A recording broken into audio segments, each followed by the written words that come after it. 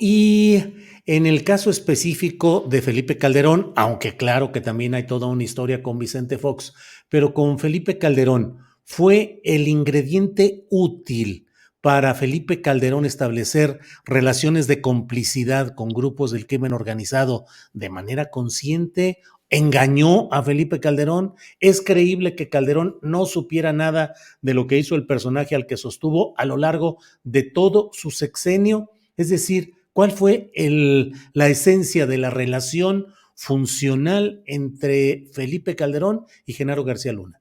No, mira lo que yo documento, Julio, y digo lo que escribí, es que fue una relación de complicidad de poder, dos negociantes ambiciosos de poder, ¿sí?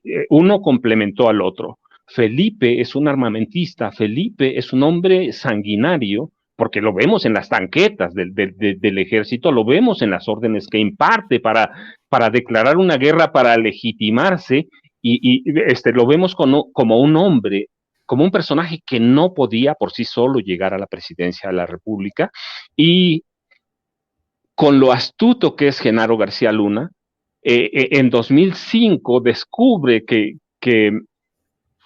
el candidato de Fox no funciona, que Krill es un político muy oscuro, y descubre y le entrega información a Felipe Calderón. Y ya hay historias de que él lo proyecta para la presidencia. ¿Cómo? Primero, pues infiltrando a todos los grupos de Andrés Manuel López Obrador o a todo el López Obradorismo. Y esto amparado también o protegido por una campaña sucia, por una guerra sucia contra Andrés Manuel López Obrador. Entonces hay una relación de complicidad, le entrega no solo le entrega, le pone al servicio de la campaña de Felipe Calderón y Hinojosa todos los servicios de inteligencia de la Agencia Federal de Inteligencia que manejaba él y todo su grupo,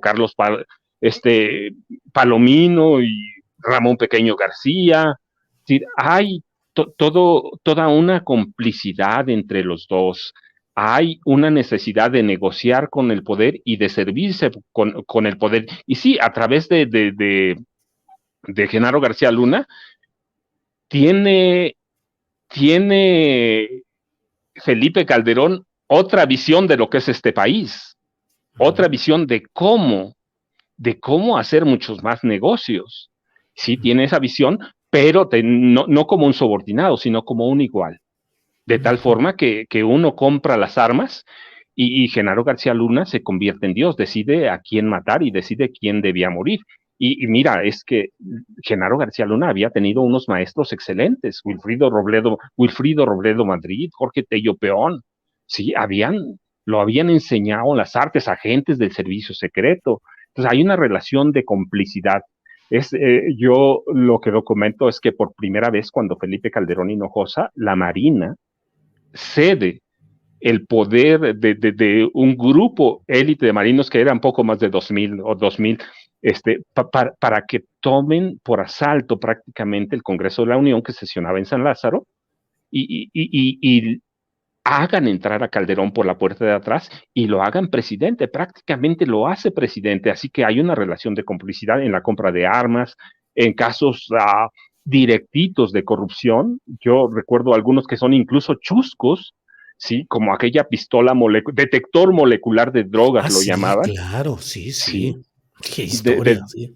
que se roban 50 millones de dólares. 50 les costó, 50 pagaron. Sí, hay casitos y casos que obvió no solo Fox. ¿Recuerdas el caso de Ramón Martín Huerta que había caído yo digo que es un atentado, porque además así lo documento, un atentado en un helicóptero que le cuesta la vida en 2005 a Ramón Martín Huerta? Que era Y, y secretario de este, Seguridad Pública en aquel Claro, momento. sí, claro. Y lo documento a través de capos del narcotráfico que ya sabían que iba a morir ese día el secretario de Seguridad Pública y sabían que Felipe Calderón orquestaba el atentado y que en el helicóptero viajaba el comisionado de la Policía Federal Preventiva, José Antonio Bernal, visitador de derechos humanos. ¿Sí? Pero que después se pasó por algo, recuerdas, y eso es bien importante, mira, porque a veces la gente lo olvida. Ese día hay el atentado, hay todo, se muere Ramón Martín Huerta, ya lo saben a dónde va, viajaba al Moloya a una ceremonia, pero ese mismo día, ¿recuerdas? Liberan. Bueno, a ver, ahí sí. Romano, que había sido una estrella de fútbol y era el técnico de Cruz Azul, y que era un caso que conmocionaba, lo liberan, y recuerdo que le entregan la nota a Canal 13 y se hace un escándalo. Entonces, con eso matan el atentado a Ramón, o lo ocultan a Ramón Martín Huerta. Entonces y Fox lo pasa, pero luego Felipe Calderón sabía que este tipo controlaba las bandas de secuestradores desde la época de Cedillo. Es decir, Sí. no Paco, había, sí, hay una percepción popular que a veces por necesidad, a veces quiere creer que es imposible que desde el poder político en el más alto nivel se puedan tejer atentados y conspiraciones dejando vidas, o sea, sacrificando vidas y tejiendo mentiras, atentados y una serie de acciones para finalmente servir sus propósitos políticos. Estás hablando, por ejemplo, del caso de Ramón Martín Huerta, su caída en el helicóptero, y nos dices, eso era una conspiración, estaba tejido y estaba organizado.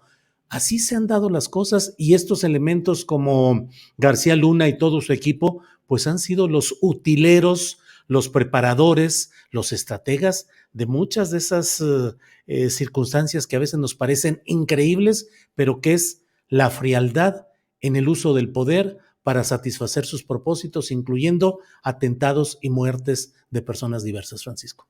no, pero claro, recuerda, mira, es que la historia, lo bonito de la historia, o lo rico de la historia, Julio, es que tenemos esa cualidad de ver a la historia y de ver otros países. Recuerda, Fujimori tenía su Vladimiro Montesinos, Claro, claro, ¿sí? claro. Isabel Perón Uh-huh. tenía su superpolicía que crea la AAA para matar y para desaparecer. Este, la zarina de Rusia tenía Rasputín, que después es el sobrenombre de Vladimiro Montesino. Y incluso en Chile tenían al Momo. Sí, es decir, hay una historia de que los hombres de poder, los presidentes, dictadores, a, a quien tú quieras poner, necesitan una mano oscura. Y te digo, bueno, esos son casos internacionales, ¿sí? Pinochet con el Momo y Isabel Perón con Sepúlveda. No, no, no. Tenemos casos locales. Recuerda, ¿para qué usó José López Portillo a Arturo Durazo Moreno Claro. y a Francisco Sagún Vaca? Mm. Los usaron, sí, ciertamente era un criminal, era un delincuente, pero los usaron en en la División de Investigaciones para la Prevención de la Delincuencia, que se convierte en la institución para aniquilar a lo que quedaba de la guerrilla, para aniquilar, para matar. Recuerda, la gente lo olvida, pero en el sexenio de López Portillo todavía hay registrados 30 vuelos de la muerte, Claro. 30, con al mínimo 10, 10 paquetes, porque así llamaban Uh-huh. a los estudiantes, insurgentes, guerrilleros, como quieran llamarles, pero así los llamaban, como paquetes. En cada vuelo iban 10 paquetes, 300 desaparecidos en el Océano Pacífico desde Puerto Marqués, desde la base aérea militar en Puerto Marqués. Entonces, no, mira, sí, siempre han tenido algunos presidentes, muchos, la necesidad de tener una mano negra criminal que les haga el trabajo sucio. Calderón, para qué lo usa? Pues tenemos la guerra que estalla luego, en diciembre de 2006. Recuerda, ¿cuántos culpables hubo en el Michoacanazo? Uh-huh. Ninguno. Y nos Uh-huh. olvidamos que al lado de Michoacán también estaba en Hidalgo, y no hay ninguno. Y luego encarceló a más de 10,000 personas con aquel aparato detector molecular que funcionaba con ondas Sí, cerebrales, a sí, más de sí, 10,000 sí, personas. Es sí. decir, necesitaba Felipe Calderón algo para legitimarse. Y se legitima que nunca se legitima, pero bueno, lo intenta a través de esa guerra, porque él lo dice primero, no lo decimos nosotros. Así que sí, el poder es perverso, y es perverso cuando lo alcanzas de mala forma, más perverso todavía. Así que sí hay ese tipo de complicidades. Y recuerda aquí, pero mira, es que hemos tenido otros casos. Miguel Alemán controlaba el narcotráfico desde el Senado de la República. Claro. Sí, y en el 32, el jefe máximo de la revolución nos impone al primer gran mafioso como presidente. Abelardo L. Rodríguez, desde el 11 y luego en el 19, sabía cómo operaba el narcotráfico, sabía cómo manejar allá a los narcotraficantes, y se sirven de ellos. Y crea la primera gran mafia en este país, desde Mexicali, que todavía era todavía no era un estado.